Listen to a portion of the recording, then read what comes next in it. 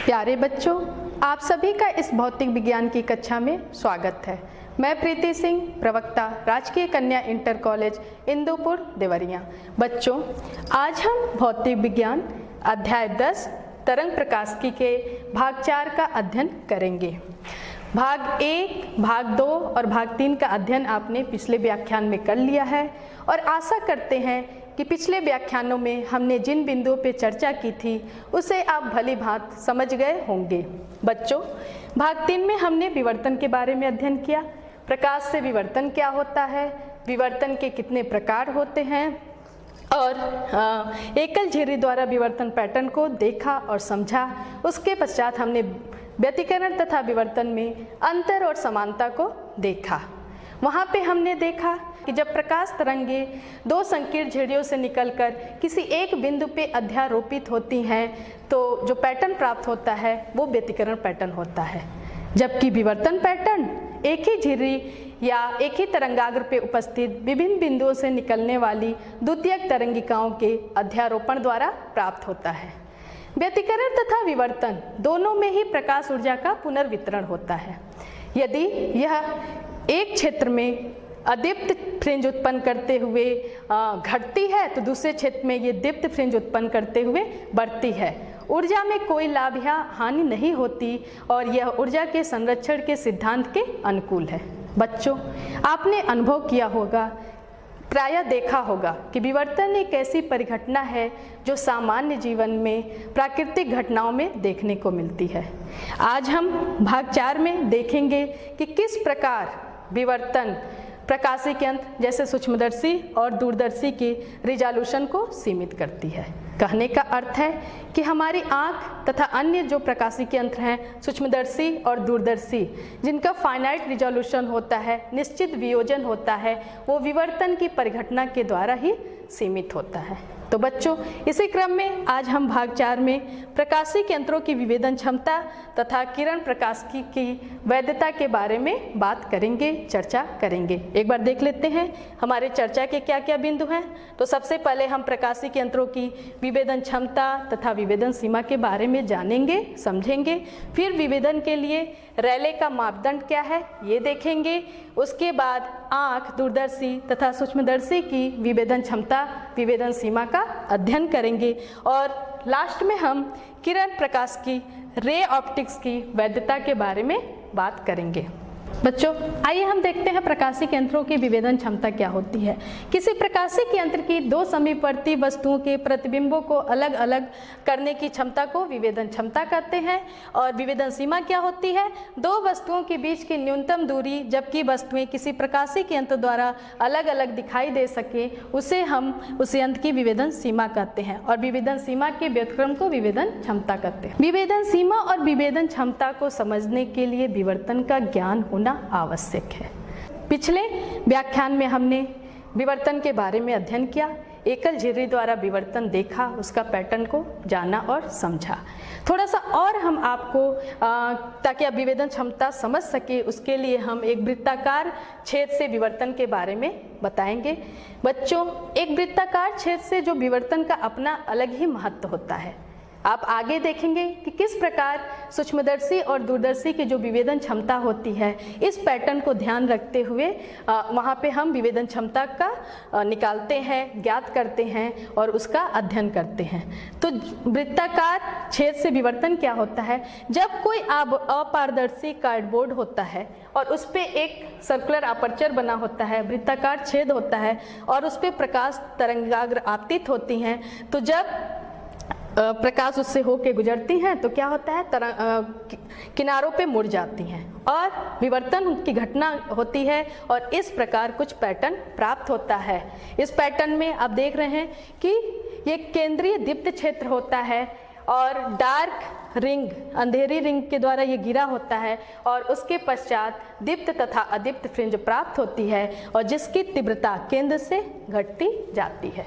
प्रायोगिक परीक्षण ये दर्शाते हैं कि जब थीटा 0 हो, अर्थात जब तरंगे थीटा इक्वल टू 0 पे वो एक बिंदु पे अध्यारोपित होती हैं तो वहाँ जो तीव्रता प्राप्त होगी वो मैक्सिमम होती है। और जैसे जैसे थीटा की वैल्यू बढ़ती जाती है तो ये जो केंद्रीय दीप्त क्षेत्र होती है उसकी तीव्रता धीरे धीरे घटती जाती है, और जब थीटा का मान ऐसा हो जाए कि साइन थीटा बराबर, जो साइन थीटा लगभग 1.22 लैम्डा बाई डी के बराबर हो जाए, डी यहाँ पे जो सर्कुलर अपर्चर है उसका व्यास है, तो इसके बराबर हो जाए तो पहली बार ये डार्क रिंग प्राप्त होती है।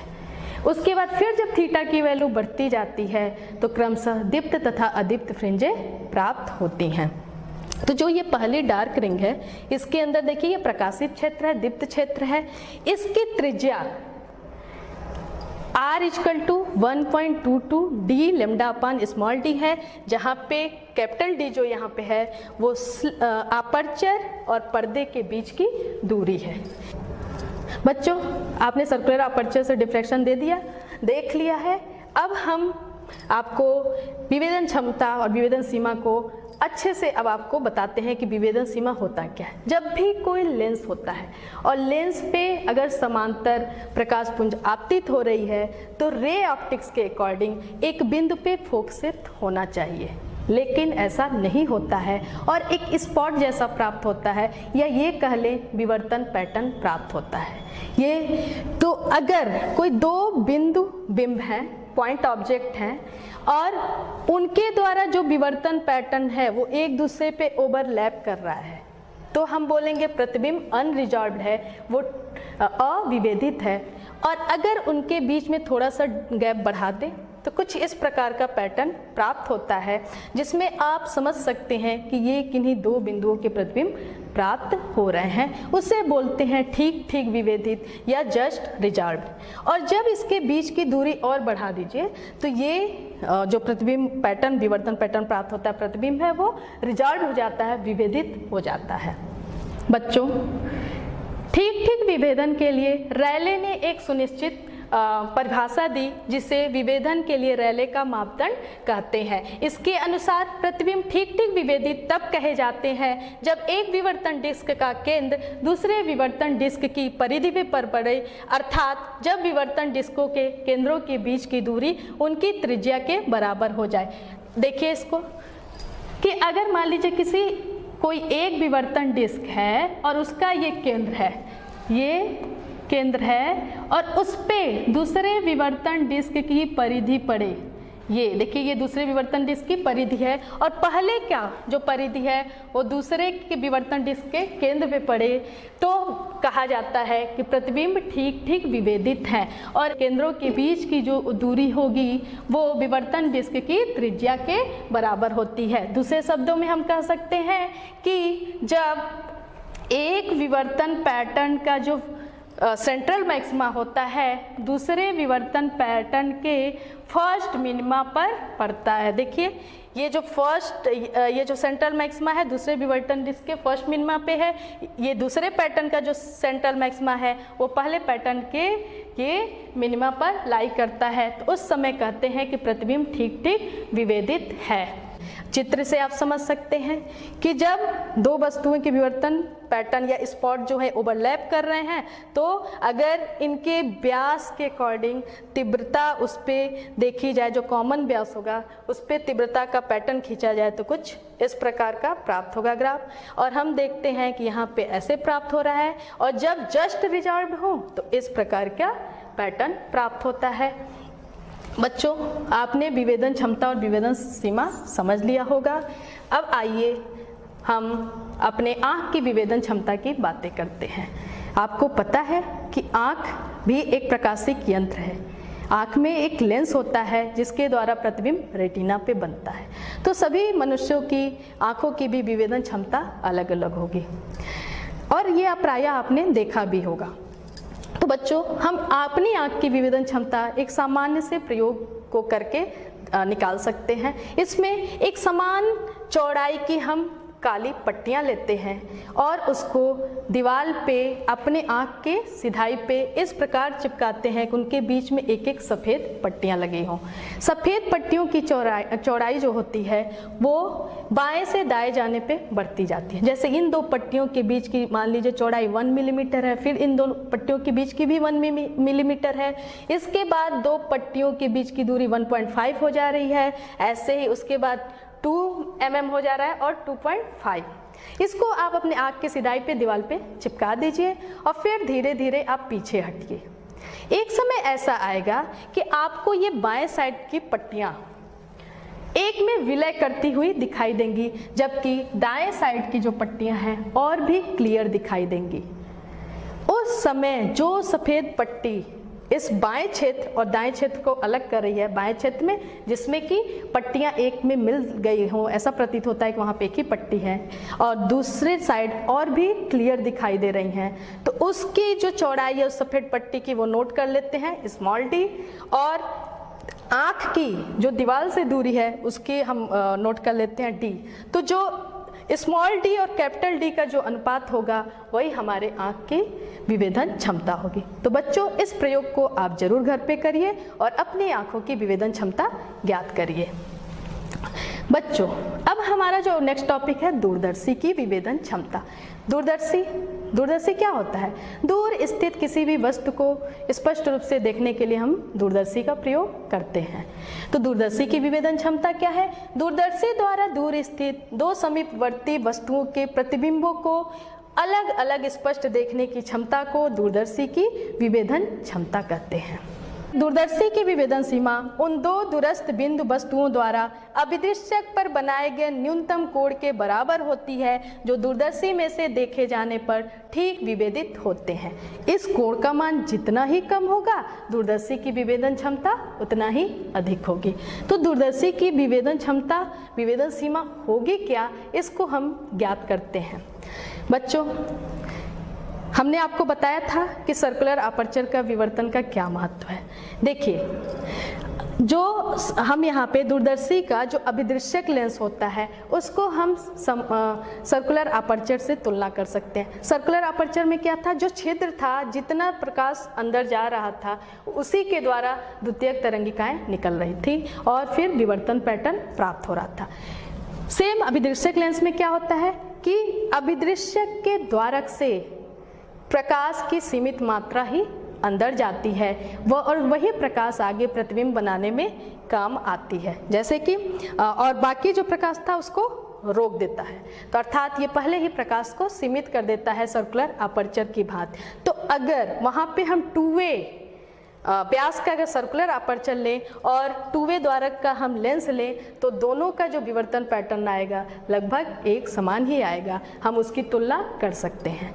बच्चों, अगर कोई पॉइंट ऑब्जेक्ट है इस अभिदृश्यक लेंस के सामने OO डैश, दो पॉइंट ऑब्जेक्ट हैं, तो उनका इमेज I और I डैश बन रहा है और ये दोनों प्रतिबिंब तब ठीक ठीक विभेदित होंगे जब इनके दोनों के बीच की दूरी r हो जाए।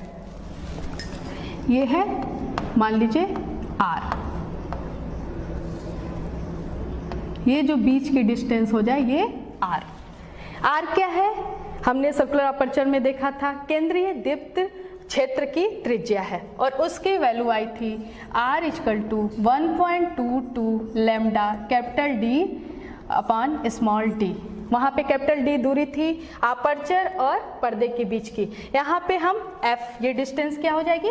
f है। अगर लेंस की फोकस दूरी है तो हम इसको लिख सकते हैं 1.22 f lambda upon small d। अगर हम देखें तो r की वैल्यू, अगर हम कोई देखें तो r की वैल्यू बहुत ही कम होगी। ये जो त्रिज्या मिलती है बहुत ही सूक्ष्म होती है। तो चित्र से हम लिख सकते हैं r = अगर मान लीजिए ये एंगल थीटा है, ये भी एंगल थीटा होगा, तो हम लिख सकते हैं r = f थीटा, और यहाँ से थीटा = क्या हो जाएगा? r/f, और ये हो जाएगा 1.22 f lambda by small d, और इसके बाद ये f है जो वैल्यू आई है, तो ये f से f कैंसिल हो जाएगा और ये आ जाएगा 1.22 लैम्डा अपॉन d। अगर वहाँ पे जो सर्कुलर अपर्चर का जो व्यास था d था, और अगर हम यहाँ पे 2a ले रहे हैं द्वारक का, तो हम d की जगह 2a रख लेंगे और ये हो जाएगा 1.22 लैम्डा अपॉन 2a, और यहाँ से आ जाएगा थीटा = 0.61 लैम्डा बाई ए। यही होती है दूरदर्शी की विभेदन सीमा।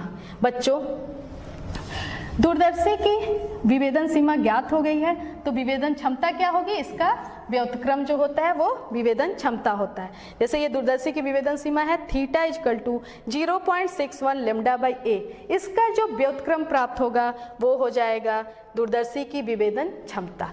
दूरदर्शी की विभेदन क्षमता अधिक होने के लिए विभेदन सीमा कम से कम होनी चाहिए। तो यहाँ पे हम क्या कर सकते हैं?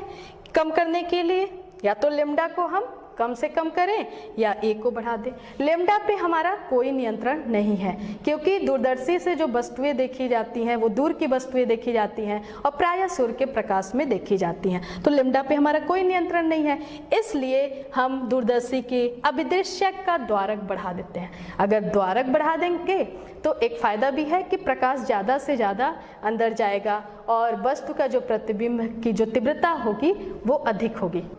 इसके साथ एक दोष ये है कि अगर द्वारक बड़ा होता है तो प्रायः गोलीय विवर्तन का दोष आ जाता है, इसलिए प्रायः खगोलीय दूरदर्शी में परवलयाकार दर्पण का प्रयोग किया जाता है। अब हम आते हैं सूक्ष्मदर्शी की विभेदन क्षमता पे। सूक्ष्मदर्शी की क्या होता है? छोटी से छोटी वस्तुओं को देखने के काम आता है जो हम अपने नग्न आँखों से ना देख सकते हैं। तो सूक्ष्मदर्शी की विभेदन क्षमता क्या होगी? सूक्ष्मदर्शी द्वारा निकट स्थित दो समीपवर्ती सूक्ष्म वस्तु के प्रतिबिंब को अलग अलग स्पष्ट देखने की जो क्षमता होती है उसे सूक्ष्मदर्शी की विभेदन क्षमता कहते हैं। सूक्ष्मदर्शी की विभेदन सीमा क्या होगी? सूक्ष्मदर्शी की विभेदन सीमा उन दो बिंदु वस्तुओं के बीच के न्यूनतम दूरी के बराबर होती है जो सूक्ष्मदर्शी से देखे जाने पे ठीक से अलग अलग दिखाई देते हैं।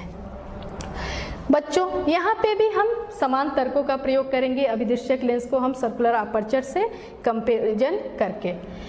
मान लीजिए ये अभिदृश्यक लेंस है सूक्ष्मदर्शी का और उससे जो एक पॉइंट ऑब्जेक्ट है, बिंदु बिंब है, उसके फोकस से थोड़ी सी दूर पे रखा गया है और उसका जो विवर्तन पैटर्न पर्दे पे प्राप्त हो रहा है वो भी दूरी पर प्राप्त हो रहा है।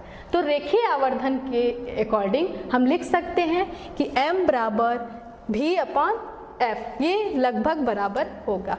आप यहाँ पे देखिए, इस त्रिभुज से देखिए,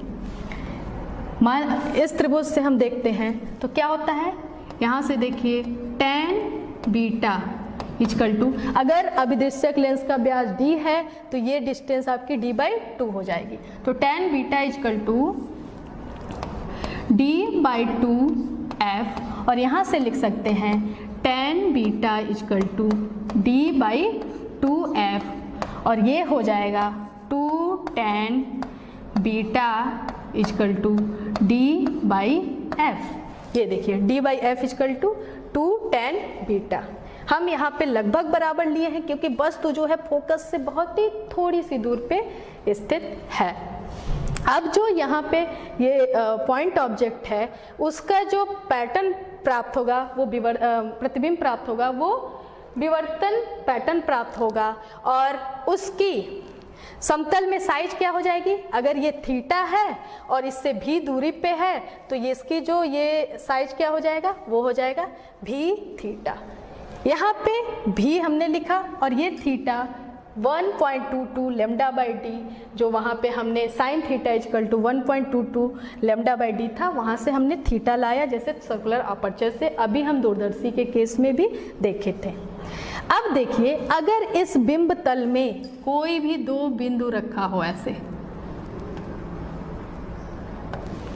तो इसका विवर्तन, दोनों बिंदु वस्तुओं का जो विवर्तन पैटर्न होगा यहाँ पे बनेगा और इनके बीच की वो न्यूनतम दूरी जबकि प्रतिबिंब ठीक ठीक विभेदित हो, वही क्या हो जाएगा? इसकी विभेदन सीमा होगी। और उसके लिए रैले क्राइटेरिया से ठीक ठीक विभेदित कब होंगे? जब दो डिस्क जो होंगे यहाँ पे उनके केंद्रों के बीच की दूरी होगी वो हो जाएगी r के बराबर। तो हम यहाँ से लिख सकते हैं, यहाँ पे हम लिख सकते हैं m इक्वल टू भी थीटा अपान स्मॉल d, और d इन दोनों बिंदुओं के बीच की जो दूरी है, न्यूनतम दूरी हम ले रहे हैं क्योंकि विभेदन सीमा की बात कर रहे हैं। तो यहाँ से देखिए v थीटा की वैल्यू आई थी भी 1.22 लैम्डा बाई d और ये हो गया स्मॉल m।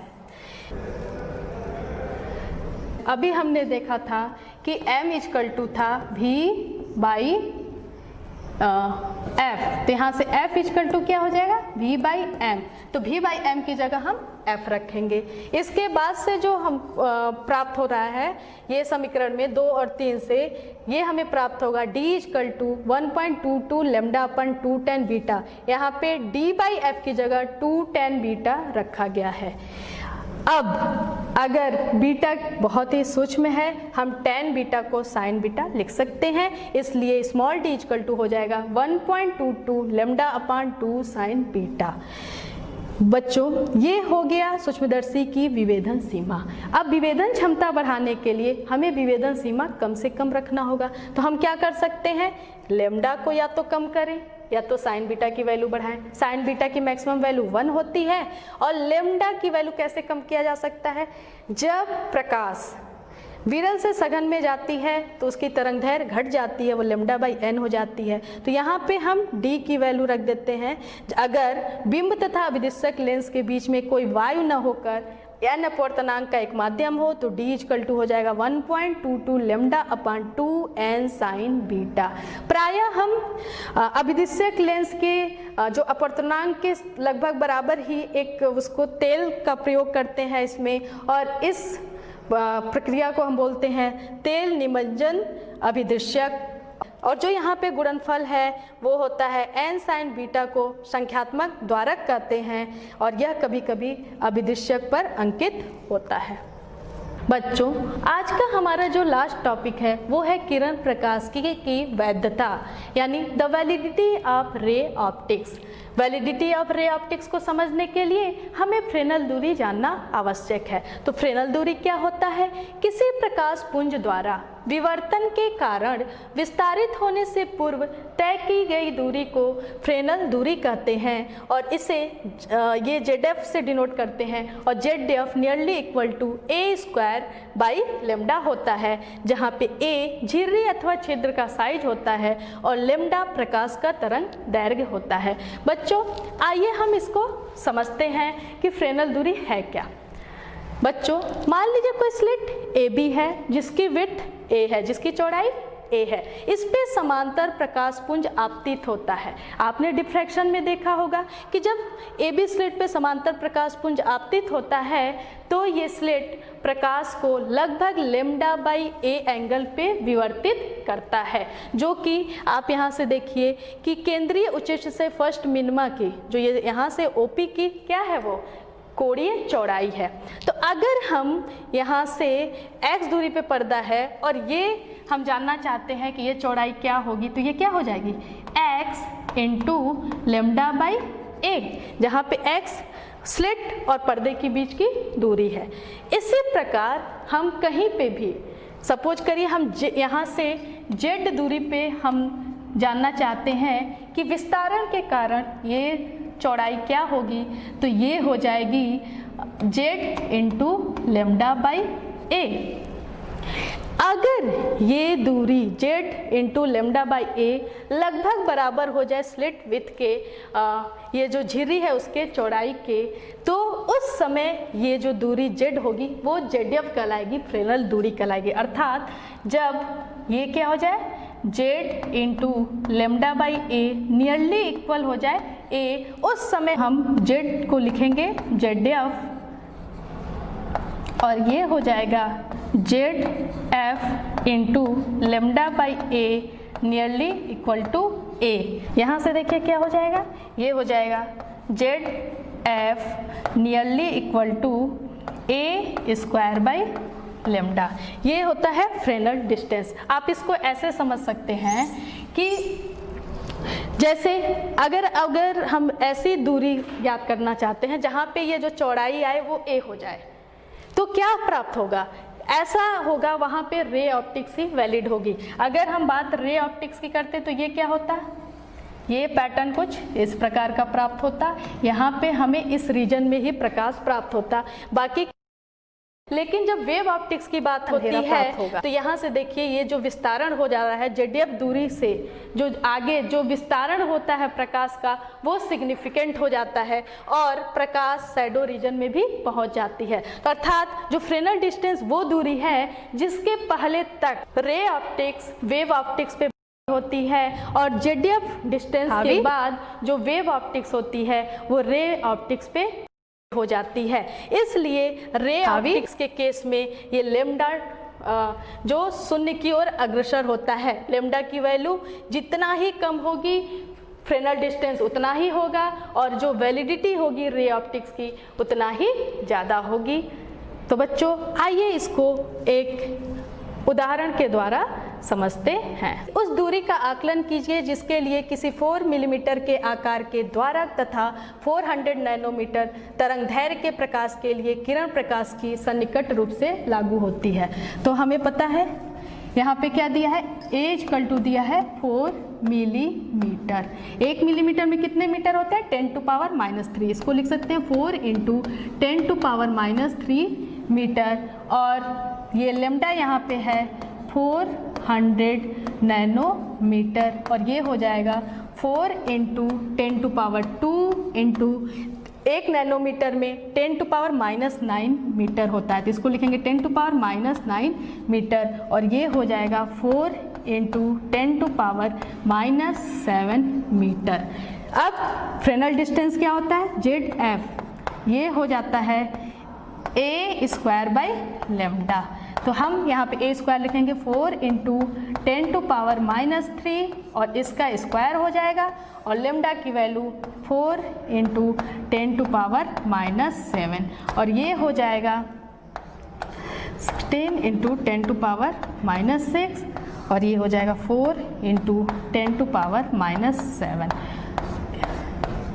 और आप ये देखेंगे ये वैल्यू आ रही है 4 × 10 और ये हो जाएगी 40 मीटर।